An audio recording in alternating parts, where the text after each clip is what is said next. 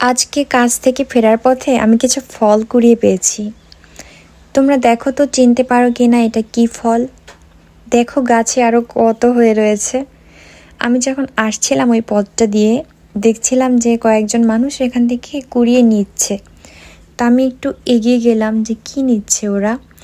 তখন দেখি যে এই ফলগুলো রাস্তায় পড়ে আছে আর এত সুন্দর কালার দেখে মনে হলো যে ঠিক আছে আমিও তাহলে কয়েকটা নেই। এত গরম আর এত রোদ ছিল আজকে, আর তার মধ্যে এরকম কমলা রঙের টসটসে রসালো ফল দেখে কার না নিতে ইচ্ছে করবে বলো। এটা তো ছিল বাইরের দিকটা। ভিতরের দিকে গিয়ে দেখি ওমা এখানে তো আরও অনেক বেশি। সব গাছ থেকে টপ টপ করে পড়ছিল তখন ওই রোদের মধ্যে। আর এইদিকে এসে দেখি কে যেন অনেকগুলো এক জায়গায় একদম গুছিয়ে রেখে দিয়েছে। কিন্তু আমি এখান থেকে একটাও নিইনি, কারণ আমি ভেতরে আসার পর দেখতে পাচ্ছিলাম একটা একটা করে টপ টপ করে গাছ থেকে পড়ছে, আমি সেগুলোই কুড়িয়ে নিচ্ছিলাম। বাই দ্য ওয়ে, এই ফলটার নামটাই তো বলা হলো না।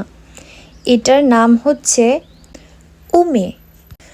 উমে এটা দেখতে অনেকটা বড়ইয়ের মতো হলেও এটার টেস্ট কিন্তু একদমই আলাদা।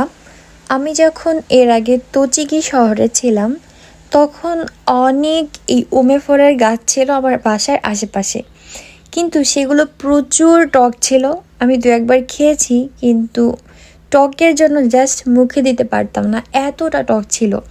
কিন্তু আমার মনে হয় এই গাছের যেই উমে ফলগুলো এগুলোর জাতটা একটু ভিন্ন, এ কারণে এটা তত বেশি টক ছিল না, বেশ মিষ্টি মিষ্টি ছিল। এবং বাসায় এসে এগুলোকে আমি ভালো মতো ধুয়ে ছোট ছোট করে কেটে লবণ, মরিচ আর একটুখানি চিনি দিয়ে মেখে নিয়েছিলাম। এত ভালো লাগছিল গরমের মধ্যে খেতে, জাস্ট বলার মতো না। আর এই যে যে দেখতে পাচ্ছ ভিতরে কাটলে কেমন একটা বীজের মতো রয়েছে, এটা কিন্তু খুব সহজেই তুলে ফেলা যায়।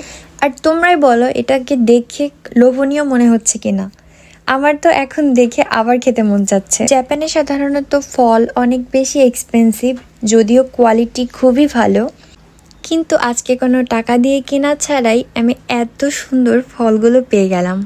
Thanks to god. বাই।